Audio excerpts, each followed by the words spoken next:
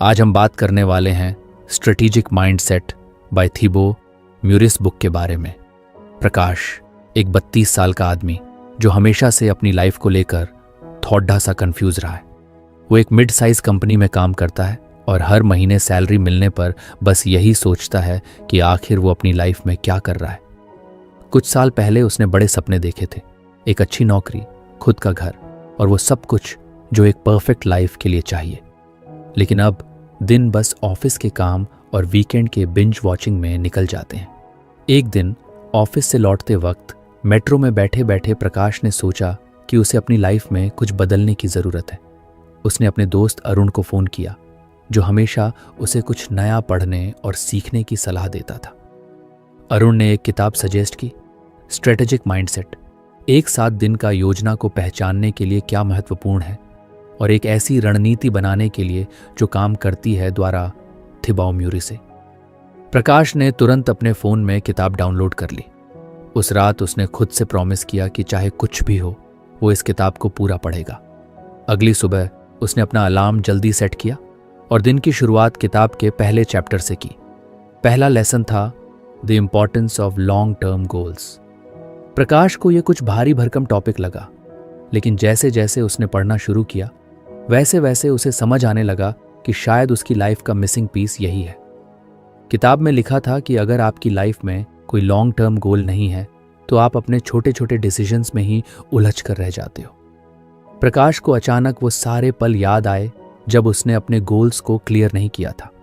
कभी उसने अपनी सेविंग्स प्लान नहीं की तो कभी उसने अपनी करियर ग्रोथ पर ध्यान नहीं दिया। किताब पढ़ते हुए उसे रियलाइज हुआ कि उसका फोकस हमेशा इमीडिएट नीड्स पर रहा है, जैसे सैलरी मिलने पर शॉपिंग करना या वीकेंड पर फ्रेंड्स के साथ घूमना। लेकिन लॉन्ग टर्म गोल्स की प्लानिंग उसके दिमाग में कभी आई ही नहीं।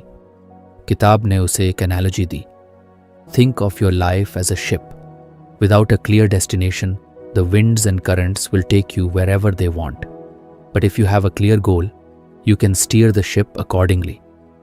प्रकाश को लगा कि उसकी लाइफ भी एक ऐसी ही भटकी हुई शिप की तरह है। उसने खुद से पूछा, मेरा अल्टीमेट गोल क्या है? लेकिन जवाब कुछ साफ नहीं था। किताब में लिखा था कि लॉन्ग टर्म गोल्स को सेट करना ज़रूरी है, क्योंकि ये आपके रोज़मर्रा के डिसीजंस को शेप करते हैं। अगर आपका गोल क्लियर होगा तो आप डिस्ट्रैक्शन से बच सकते हैं। प्रकाश ने तुरंत अपनी नोटबुक उठाई और अपने कुछ बड़े सपनों को लिखने की कोशिश की। पहले उसने एक जेनेरिक गोल लिखा, मैं सक्सेसफुल बनना चाहता हूँ। लेकिन जैसे ही उसने इसे पढ़ा उसे लगा कि यह बहुत वेग है।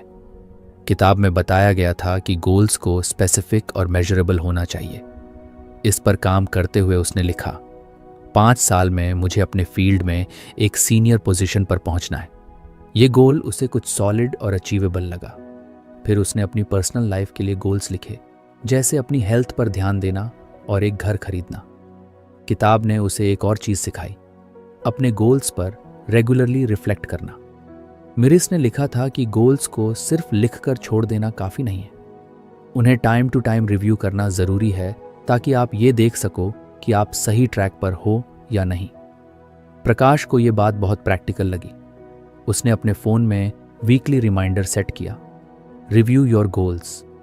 उसे याद आया कि किताब में एक कोट लिखा था, आपके लक्ष्य आपको थोड़ा डरा दें और बहुत ज़्यादा उत्साहित करें।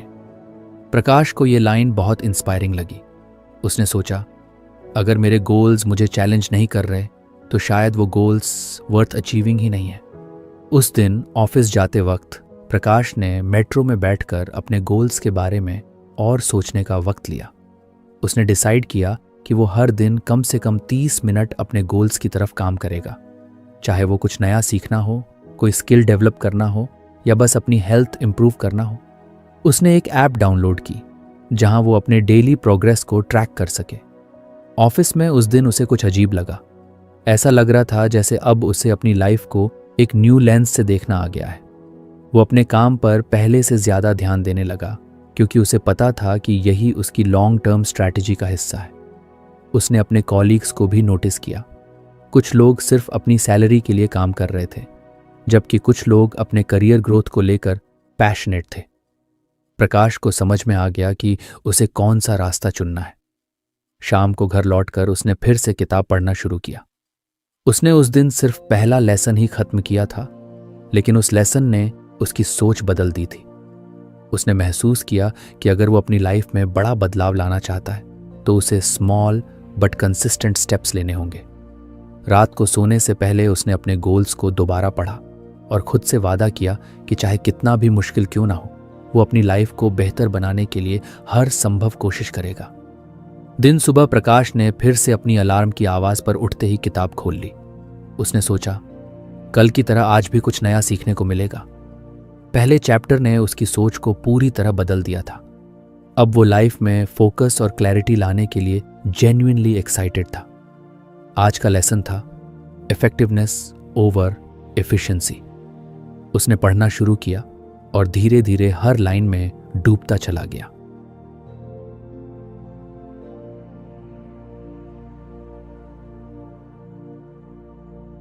अगर आपको हमारी फ्री समरी अच्छी लगती है तो आप हमारे चैनल को सब्सक्राइब कर सकते हैं, हमारी मेंबरशिप खरीद सकते हैं या हमें यूपीआई के थ्रू सपोर्ट कर सकते हैं।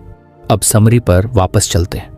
किताब की शुरुआत में म्यूरिस ने एक सवाल पूछा, are you doing the right things or just doing things right?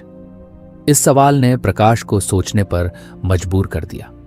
उसने खुद से पूछा, क्या मैं अपने दिन भर के कामों को सही तरीके से करने में लगा हूं या वो काम सही भी हैं जो मैं कर रहा हूं? प्रकाश ने ध्यान से पढ़ा कि म्यूरिस क्या समझाना चाहते थे। किताब में लिखा था कि एफिशिएंसी का मतलब है कोई काम सही तरीके से, कम समय में और ज्यादा प्रोडक्टिविटी के साथ करना। लेकिन इफेक्टिवनेस का मतलब है ऐसे काम करना जो आपकी प्रायोरिटीज और गोल्स से अलाइंड हो। एक तरह से इफेक्टिवनेस का मतलब है सही चीजों को चुनना। प्रकाश को यह बात बेहद प्रैक्टिकल लगी। उसने खुद के पिछले कुछ दिनों के कामों को याद किया। सुबह उठकर जिम जाना तो वो हमेशा टालता रहा था, लेकिन ऑफिस में वो ईमेल्स जल्दी से जल्दी रिप्लाई करने के लिए हमेशा एफिशिएंट था। उसने सोचा, मैं अपनी एनर्जी ऐसी चीजों पर खर्च कर रहा हूं जो शायद मेरी प्रायोरिटीज में नहीं आती। ईमेल्स रिप्लाई करना जरूरी है, लेकिन क्या ये मेरे लॉन्ग टर्म गोल्स को अचीव करने में मदद कर रहा है? किताब में एक इंटरेस्टिंग एग्जाम्पल दिया गया था। अगर कोई बहुत एफिशिएंटली एक सीढ़ी चढ़ता है लेकिन वो सीढ़ी गलत दीवार के सहारे लगी हो तो उसका मेहनत करना बेकार है। प्रकाश को यह एग्जाम्पल अपने ऊपर पूरी तरह फिट लगा। उसने महसूस किया कि उसकी एफिशिएंसी सिर्फ रोजमर्रा के छोटे मोटे टास्क्स को पूरा करने में जा रही थी, जबकि उसे अपने बड़े गोल्स पर काम करना चाहिए था। उस दिन उसने खुद के लिए एक एक्टिविटी प्लान की। उसने अपने पूरे दिन के टास्क्स की एक लिस्ट बनाई। फिर उसने उन सभी टास्क्स को कैटेगरीज में डाला, इम्पॉर्टेंट, अर्जेंट और नाइदर। उसने देखा कि उसके दिन के ज्यादातर काम अर्जेंट की कैटेगरी में आते थे, लेकिन इम्पॉर्टेंट यानी जो उसकी लाइफ में असल मायने रखते हैं वो बहुत कम थे। किताब में एक सुझाव था, learn to say no to things that don't align with your goals. Prakash को याद आया कि ऑफिस में अक्सर वो अपने कॉलीग्स की मदद के लिए अपने काम छोड़ देता था या ऐसे मीटिंग्स में बैठता था जिनका उससे कोई लेना देना नहीं होता था।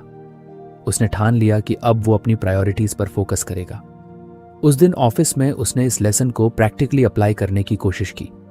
जैसे ही एक कॉलीग ने उससे मदद मांगी, उसने पोलाइटली मना कर दिया। ये उसके लिए नया था क्योंकि वो हमेशा दूसरों की एक्सपेक्टेशंस पूरी करने में जुटा रहता था। लेकिन आज उसने अपने काम पर फोकस किया। शाम को घर आकर उसने अपनी नोटबुक निकाली। उसने दिन भर के अपने कामों का एनालिसिस किया। उसे लगा कि उसने एफिशिएंट बनने के बजाय इफेक्टिव बनने की तरफ एक कदम बढ़ा लिया है। उसने सोचा कि यह सिर्फ शुरुआत है। उसे अपनी प्रायोरिटीज और गोल्स के हिसाब से काम करने की आदत डालनी होगी। किताब में एक और बात लिखी थी जो प्रकाश को बहुत अच्छी लगी। Busyness is not a badge of honour, it is often a sign of poor priorities. उसने महसूस किया कि वो अक्सर अपने दोस्तों से कहता था, मैं बहुत बिजी हूं, लेकिन अब उसे समझ आया कि बिजी होना अच्छी बात नहीं है अगर आप सही चीजों पर काम नहीं कर रहे। उस रात उसने अपनी प्रोडक्टिविटी बढ़ाने के लिए एक नया सिस्टम प्लान किया। उसने डिसाइड किया कि हर सुबह वो दिन के सबसे इंपॉर्टेंट 3 काम लिखेगा। वो उन 3 कामों को पहले पूरा करेगा, भले ही बाकी काम बाद में हो। उसने इसे अपनी टॉप 3 प्रायोरिटीज नाम दिया। अगली सुबह प्रकाश ने इस प्लान को फॉलो किया। उसने लिखा, 1, 1 घंटे के लिए सेल्फ लर्निंग के लिए किताब पढ़ना। 2. अपने प्रेजेंटेशन की स्ट्रैटेजी पर काम करना। 3. अपनी फिटनेस के लिए 30 मिनट की वॉक। शुरुआत में उसे ये कुछ चैलेंजिंग लगा। पुराने हैबिट्स बार बार आड़े आ रहे थे, जैसे ईमेल्स चेक करना या सोशल मीडिया पर टाइम वेस्ट करना। लेकिन उसने खुद को डिसिप्लिन्ड रखा। दिन के अंत में जब उसने अपनी प्रायोरिटीज पूरी कर ली तो उसे अंदर से सेटिस्फैक्शन महसूस हुआ। उसने महसूस किया कि वो सिर्फ काम कर रहा था, बल्कि सही काम कर रहा था। किताब में एक और इंटरेस्टिंग कॉन्सेप्ट था, परेटो प्रिंसिपल, जिसे 80-20 रूल भी कहा जाता है। इसमें बताया गया था कि आपकी 80% अचीवमेंट्स आपकी 20% एफर्ट से होती हैं, 20% एक्टिविटीज से आती हैं। प्रकाश ने इस कॉन्सेप्ट को अपनी लाइफ पर अप्लाई करने की सोची। उसने लिखा कि कौन से 20% काम उसे उसकी 80% सक्सेस देंगे। उसने पाया कि सेल्फ लर्निंग, नेटवर्किंग और हेल्थ पर ध्यान देना उसकी स्क्रिप्ट के सबसे बड़े फैक्टर्स हैं। अगले कुछ दिनों में प्रकाश ने नोटिस किया कि उसकी माइंडसेट बदलने लगी है।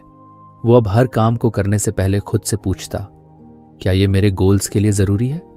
अगर जवाब नहीं होता तो वो उस काम को या तो छोड़ देता या बाद के लिए टाल देता। उसने सोशल मीडिया यूजेज भी कम कर दिया और उस वक्त को सेल्फ इंप्रूवमेंट में लगाने की कोशिश की। एक दिन उसका दोस्त अरुण उससे मिलने आया। अरुण ने प्रकाश में आए बदलाव को नोटिस किया। उसने पूछा, तू इतना ऑर्गेनाइज्ड और फोकस्ड कैसे हो गया? प्रकाश ने मुस्कुराते हुए उसे किताब का नाम बताया और कहा, यार, बस ये सीख लिया है कि बिजी होने से ज्यादा जरूरी है सही काम करना। अरुण ने हंसते हुए कहा, लगता है अब तू सच में लाइफ में कुछ बड़ा करने वाला है। प्रकाश ने सिर हिलाया और कहा, बिल्कुल, लेकिन ये जर्नी तो अभी शुरू हुई है। मुझे और भी बहुत कुछ सीखना है। रात को प्रकाश ने अपनी जर्नल में लिखा, effectiveness is not about doing more, it's about doing what matters. Today I feel like I am finally on the right track. अगली सुबह प्रकाश अलार्म की आवाज पर उठा तो कुछ एनर्जाइज्ड महसूस कर रहा था। वो समझ चुका था कि किताब की हर सीख उसे अपनी लाइफ में नई क्लैरिटी दे रही है। उसने खुद से कहा, चलो देखते हैं आज क्या सीखने को मिलता है। उसने जल्दी जल्दी अपनी चाय बनाई और किताब खोल ली। आज का लेसन था इंक्रीमेंटल ग्रोथ। जैसे ही प्रकाश ने पढ़ना शुरू किया, उसने एक लाइन पर ध्यान दिया, छोटे सुसंगत कदम बहुत ही पल में बहुत कुछ नहीं दिखते हैं, लेकिन समय के साथ वे असाधारण परिणाम पैदा करते हैं। ये सुनते ही प्रकाश को अपनी पुरानी आदतें याद आने लगीं। वो हमेशा बड़े बड़े गोल्स सेट करता था, जैसे 1 महीने में 10 किलो वजन कम करना या 3 महीने में नई भाषा सीखना। लेकिन कुछ दिन मोटिवेशन के साथ काम करने के बाद वो हार मान लेता। किताब में म्यूरिस ने बताया था कि ऐसा इसलिए होता है क्योंकि लोग बड़ी बड़ी उम्मीदें पाल लेते हैं और जल्दी रिजल्ट्स चाहते हैं, लेकिन असली बदलाव छोटे लगातार किए गए प्रयासों से आता है। इसे पढ़ते हुए प्रकाश को याद आया कि कैसे स्कूल में हर दिन कुछ कुछ पढ़ने वाले स्टूडेंट्स साल के अंत में टॉप करते थे, जबकि वो लास्ट मिनट पढ़ाई करने वाला हमेशा एवरेज रहता था। प्रकाश को लगा कि ये लेसन उसकी लाइफ के हर पहलू पर लागू होता है। उसने खुद से पूछा, क्या मैं बड़े गोल्स की वजह से खुद को ओवरवेल्म कर रहा हूं? क्या मैं छोटे स्टेप्स को अंडर एस्टिमेट कर रहा हूं? जवाब एकदम साफ था, हाँ। किताब में एक और पावरफुल कॉन्सेप्ट दिया गया था, द पावर ऑफ 1% सुधार। मूरिस ने कहा था कि अगर आप हर दिन अपनी किसी स्किल या हैबिट में सिर्फ 1% सुधार करते हो तो 1 साल में आप उस चीज में 37 गुना बेहतर हो सकते हो। यह सुनकर प्रकाश को लगा कि वो हमेशा लॉन्ग जंप्स की सोचता रहा है, जबकि असली सक्सेस छोटे छोटे कदम उठाने में है। उसने सोचा कि इसे कैसे अपनी लाइफ में अप्लाई करे। उसने अपनी नोटबुक निकाली और उन एरियाज को लिखा जहां वो सुधार करना चाहता था। उसने पाया कि सबसे ज्यादा इंप्रूवमेंट की जरूरत उसकी फिटनेस, करियर स्किल्स और टाइम मैनेजमेंट में थी। लेकिन इस बार उसने तय किया कि वो अनरियलिस्टिक गोल्स नहीं बनाएगा, वो छोटे छोटे एक्शनेबल स्टेप्स पर फोकस करेगा। फिटनेस के लिए उसने प्लान किया कि हर दिन सिर्फ 15 मिनट वॉक करेगा। पहले वो जिम ज्वाइन करने और 2 घंटे वर्कआउट करने की सोचता था, लेकिन अब उसे समझ आया कि सस्टेनेबल हैबिट्स ही ज्यादा इंपॉर्टेंट है। उसने खुद से कहा, अगर मैं रोज 15 मिनट वॉक कर सकता हूं तो धीरे धीरे इसे बढ़ाकर 30 मिनट कर पाऊंगा। करियर स्किल्स के लिए उसने रोज 20 मिनट सेल्फ लर्निंग का प्लान बनाया। उसने पहले ही किताब पढ़ने की आदत शुरू कर दी थी, तो उसने सोचा कि इसे और कंसिस्टेंट बनाएगा।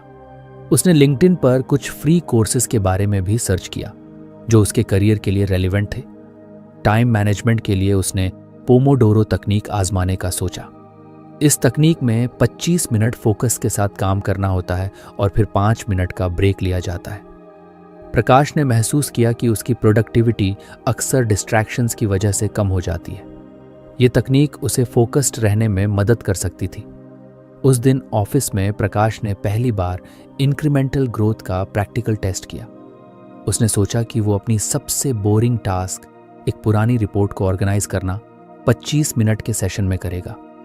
उसने टाइमर सेट किया और सिर्फ उस काम पर फोकस किया। जैसे ही टाइमर खत्म हुआ, वो हैरान था कि वो काम जिसे वो कई दिनों से टाल रहा था अब आधे से ज्यादा खत्म हो चुका था। शाम को घर आकर उसने अपनी वॉक का रूटीन शुरू किया। उसने हेडफोन्स लगाए और अपने फेवरेट गानों के साथ 15 मिनट की वॉक की। उसे पता था कि ये कोई बड़ी अचीवमेंट नहीं है, लेकिन उसे सेटिस्फैक्शन हुआ कि उसने शुरुआत कर दी है। उसने खुद से कहा, आज 15 मिनट, कल 20 और फिर धीरे धीरे 1 घंटा। किताब में एक और चीज लिखी थी जिसने प्रकाश को गहराई से सोचने पर मजबूर कर दिया। म्यूरिस ने लिखा था, don't wait for motivation, focus on consistency. Prakash को महसूस हुआ कि वो अक्सर चीजों को शुरू करने के लिए इंस्पिरेशन का इंतजार करता था, लेकिन अब उसने समझा कि मोटिवेशन आ जा सकती है, कंसिस्टेंसी ही असली की है। अगले कुछ दिनों में प्रकाश ने अपनी इंक्रीमेंटल ग्रोथ की फिलॉसफी को अपनी हैबिट्स में उतार लिया। वो सुबह उठते ही किताब के 2 पेज पढ़ता, ऑफिस में पोमोडोरो सेशंस में काम करता और शाम को 15 से 20 मिनट वॉक करता। उसने महसूस किया कि वो हर दिन कुछ बेहतर महसूस कर रहा है। एक दिन उसने सोचा कि क्यों ना इस फिलॉसफी को अपनी फाइनेंसेस पर भी अप्लाई किया जाए। उसने अपने मंथली एक्सपेंसेस का एनालिसिस किया और एक सिंपल रूल बनाया, वो हर महीने अपनी सैलरी का 10% बचाएगा।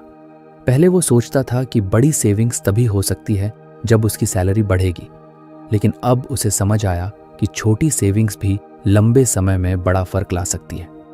उसने एक सेपरेट सेविंग्स अकाउंट खोल लिया और ऑटोमेट कर दिया कि हर महीने 10% सैलरी उसमें ट्रांसफर हो जाए। प्रकाश को धीरे धीरे इस इंक्रीमेंटल ग्रोथ की ताकत महसूस होने लगी। उसने नोटिस किया कि उसका स्ट्रेस लेवल कम हो रहा है, क्योंकि अब वो अनरियलिस्टिक एक्सपेक्टेशंस नहीं रखता था। उसने समझ लिया था कि सक्सेस एक मैराथन है, स्प्रिंट नहीं।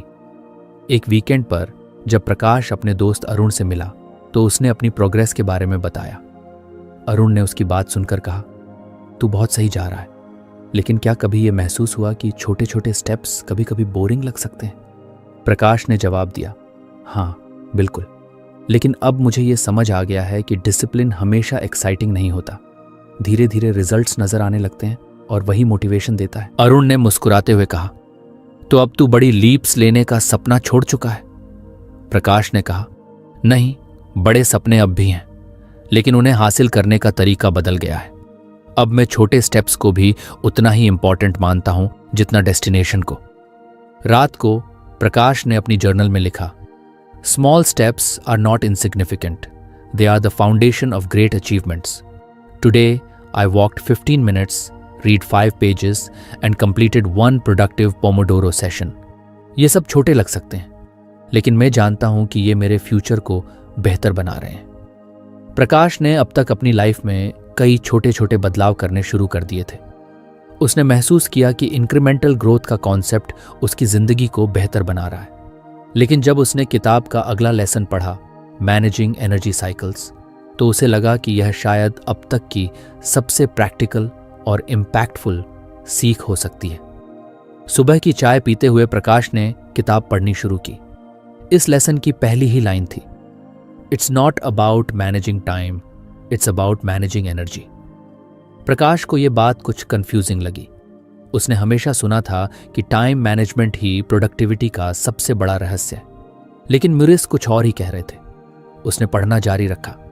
किताब में बताया गया था कि हर इंसान के एनर्जी लेवल्स पूरे दिन में फ्लक्चुएट करते हैं। कोई सुबह ज़्यादा एनर्जेटिक होता है तो कोई रात में। मूरिस ने कहा था कि प्रोडक्टिविटी का असली राज ये है कि आप अपने पीक एनर्जी आवर्स को पहचानो और उन्हें सबसे चैलेंजिंग कामों के लिए इस्तेमाल करो। बाकी लो एनर्जी आवर्स में ऐसे टास्क्स करो जो ज़्यादा दिमाग नहीं लगाते।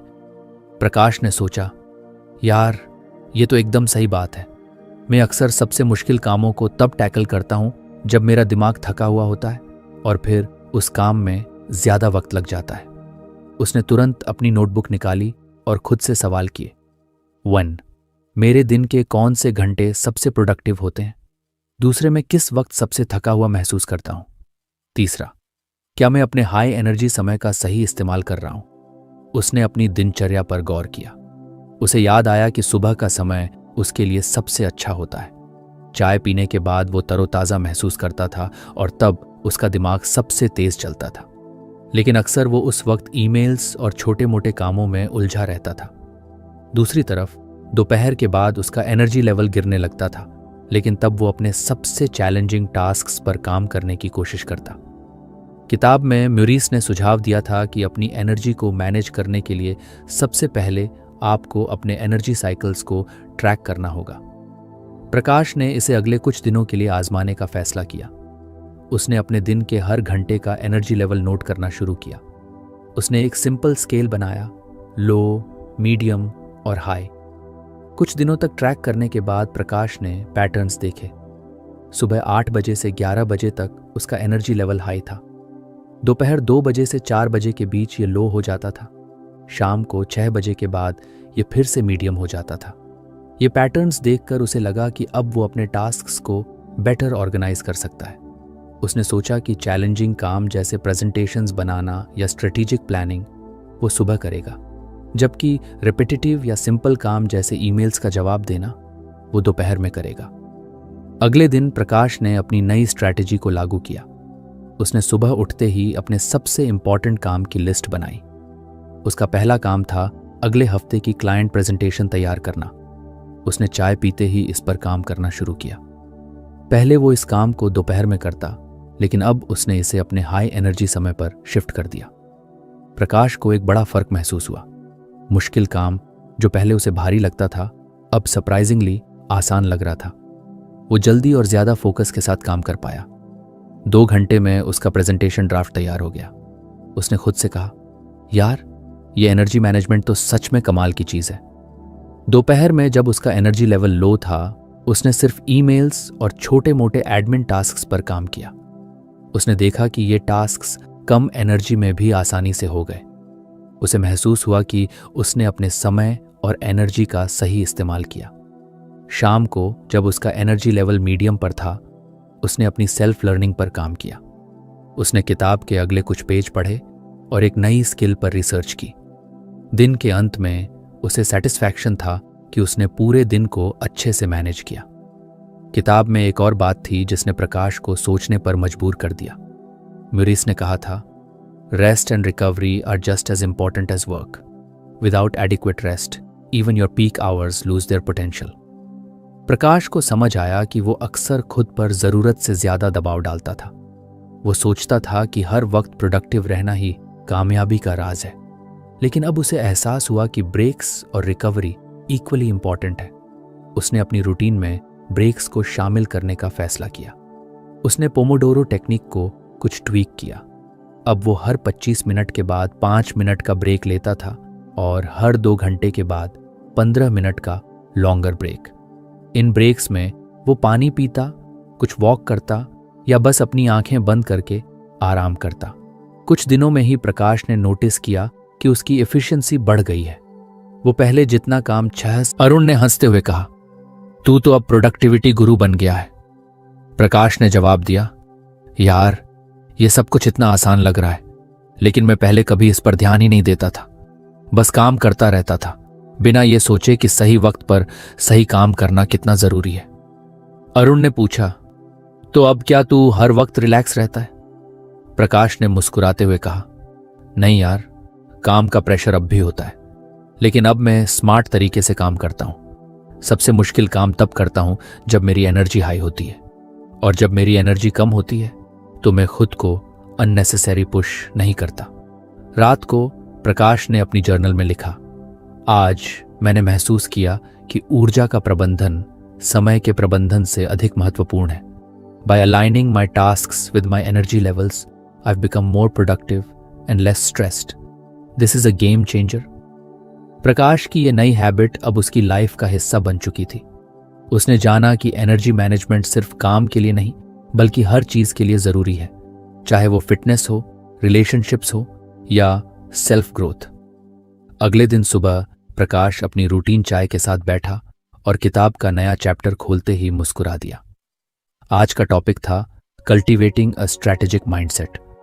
उसने सोचा, ये तो अब तक की सारी सीखों का निचोड़ लगता है। अगर मैं इस पर पकड़ बना लूं तो शायद मेरी लाइफ एक बिल्कुल नए लेवल पर पहुंच सकती है। किताब की पहली लाइन ने ही प्रकाश का ध्यान खींच लिया। एक स्ट्रैटेजिक माइंडसेट नहीं है केवल समस्याओं का समाधान करने के बारे में, यह है सही प्रश्न पूछने के बारे में जो गहरी दृष्टि प्राप्त करने के लिए आवश्यक है। प्रकाश ने रुककर खुद से पूछा, क्या मैं अपनी लाइफ में सही सवाल पूछता हूं? उसे तुरंत जवाब मिला, शायद नहीं। किताब में म्यूरिस ने बताया कि एक स्ट्रेटेजिक माइंडसेट का मतलब है हर स्थिति को सिर्फ सतही तौर पर न देखना बल्कि गहराई से सोचना। इसका मतलब है कि समस्या का हल ढूंढने से पहले यह समझना कि समस्या असल में है क्या।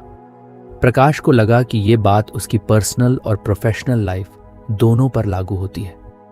कुछ साल पहले प्रकाश को ऑफिस में एक बड़ा प्रोजेक्ट दिया गया था। उसने पूरे जोश के साथ काम शुरू किया, लेकिन आखिरी वक्त पर प्रोजेक्ट फेल हो गया। उस वक्त उसने इसे बैड लक मान लिया था, लेकिन अब सोचते हुए उसे समझ आया कि असल में उसने सही सवाल नहीं पूछे थे। उसने कभी ये नहीं सोचा कि क्लाइंट की असली जरूरत क्या थी। वो बस सरफेस लेवल डिटेल्स पर काम करता रहा। किताब में आगे लिखा था कि स्ट्रेटेजिक माइंडसेट डेवलप करने का पहला कदम है आस्क बेटर क्वेश्चंस। म्यूरिस ने सुझाव दिया था कि हर प्रॉब्लम के लिए आपको 3 सवाल जरूर पूछने चाहिए। 1, क्यों यह समस्या मौजूद है? 2, what are the possible solutions? 3, what's the most effective solution with the least effort? Prakash ने तुरंत अपनी नोटबुक निकाली और आज ऑफिस में होने वाली एक मीटिंग के लिए तैयारी शुरू कर दी। उसने मीटिंग के एजेंडा को देखा और तीनों सवालों को अप्लाई किया। उसे महसूस हुआ कि इन सवालों ने उसे क्लैरिटी दी और उसने पहले ही कुछ प्रैक्टिकल सॉल्यूशन सोच लिए थे। उस दिन मीटिंग के दौरान जब बॉस ने टीम से प्रॉब्लम का हल पूछा, प्रकाश ने अपने स्ट्रैटेजिक तरीके से तैयार किए गए इनसाइट्स शेयर किए। उसका जवाब सुनकर सभी इंप्रेस्ड थे। बॉस ने कहा, प्रकाश, तुम्हारा पर्सपेक्टिव बेहद क्लियर और प्रैक्टिकल है। प्रकाश को अंदर से गर्व महसूस हुआ। उसने खुद से कहा, यार, ये सही सवाल पूछने की ताकत है। किताब में एक और बात थी जिसने प्रकाश को गहराई से सोचने पर मजबूर कर दिया। म्यूरिस ने लिखा था, a strategic mindset thrives on creativity and collective intelligence. Prakash को समझ आया कि सिर्फ खुद के दम पर सोचने की बजाय दूसरों की राय और उनकी स्किल्स का फायदा उठाना भी एक बड़ी ताकत है। उसने सोचा कि क्या वो हमेशा अकेले ही सारे सॉल्यूशंस ढूंढने की कोशिश करता रहा है? जवाब था हाँ।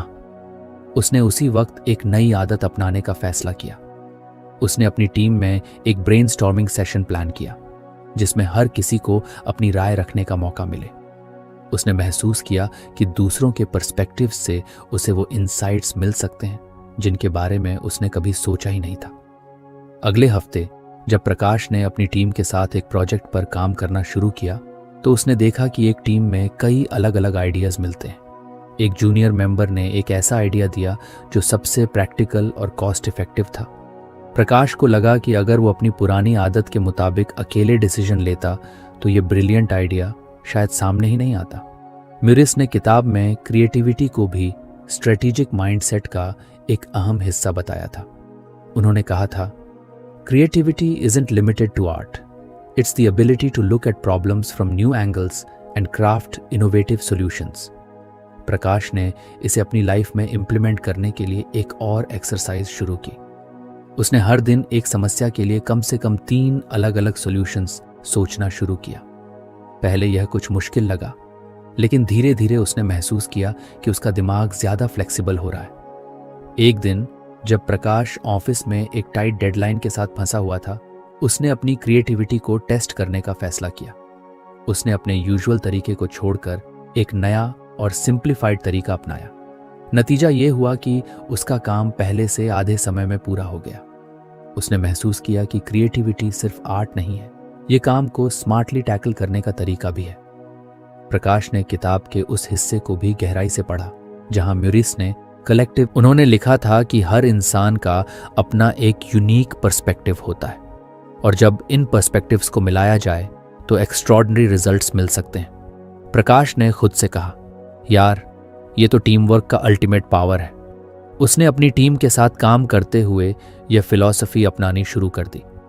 अब वह हर मीटिंग में अपनी राय देने से पहले दूसरों की बात सुनता। उसने देखा कि इससे उसे नई इनसाइट्स मिलती हैं और उसका डिसीजन मेकिंग प्रोसेस पहले से ज्यादा इन्फॉर्म्ड हो गया है। प्रकाश ने महसूस किया कि स्ट्रेटेजिक माइंडसेट सिर्फ काम के लिए नहीं बल्कि पर्सनल लाइफ के लिए भी जरूरी है। उसने खुद से सवाल किया, व्हाट, क्या मैं अपने गोल्स को लेकर क्लियर हूं? 2, क्या मैं अपने निर्णयों को सही तरीके से विश्लेषण करता हूं? 3, क्या मैं अपनी क्रिएटिविटी और दूसरों की इंटेलिजेंस का सही इस्तेमाल कर रहा हूं? उसने महसूस किया कि स्ट्रेटेजिक माइंडसेट डेवलप करना एक ऑनगोइंग प्रोसेस है। ये कोई ऐसा स्किल नहीं है जो एक बार सीख लिया जाए, बल्कि इसे हर दिन रिफाइन करना होता है। रात को प्रकाश ने अपनी जर्नल में लिखा, today I learn that a strategic mindset is about clarity, creativity and collaboration. It's not just about solving problems, it's about transforming challenges into opportunities. This is a mindset I want to cultivate every single day. प्रकाश की life अब पूरी तरह बदल चुकी थी। उसने किताब strategic mindset के हर लेसन को न केवल समझा बल्कि अपनी रोजमर्रा की जिंदगी में अपनाया। वो हर सुबह चाय के साथ किताब के कुछ पन्ने पढ़ता और उस पर सोचता कि इसे अपनी लाइफ में कैसे लागू कर सकता है।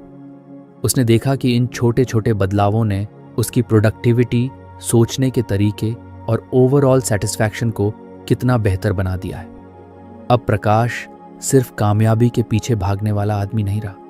वो हर कदम पर सोचता, क्या यह कदम मेरी लॉन्ग टर्म गोल्स के लिए सही है? उसने अपने हर दिन के काम को अपने बड़े मकसद से जोड़ना सीख लिया था। अब वो अपने एनर्जी साइकिल्स के मुताबिक काम करता, अपने लो एनर्जी समय को हल्के टास्क्स के लिए और हाई एनर्जी समय को सबसे मुश्किल और क्रिएटिव कामों के लिए बचाता। प्रकाश की सबसे बड़ी जीत ये थी कि उसने स्ट्रैटेजिक माइंडसेट को न केवल अपनी प्रोफेशनल लाइफ में बल्कि पर्सनल लाइफ में भी उतारा। उसने महसूस किया कि ये सोचने का तरीका उसके रिश्तों, सेहत और खुद की ग्रोथ के लिए भी उतना ही ज़रूरी है जितना उसके करियर के लिए। एक दिन ऑफिस में उसकी टीम ने उसे एक कॉम्प्लेक्स प्रोजेक्ट सौंपा। पहले के प्रकाश को ये काम बोझ की तरह लगता, लेकिन इस बार उसने काल्म रहकर हर स्थिति को एनालाइज किया।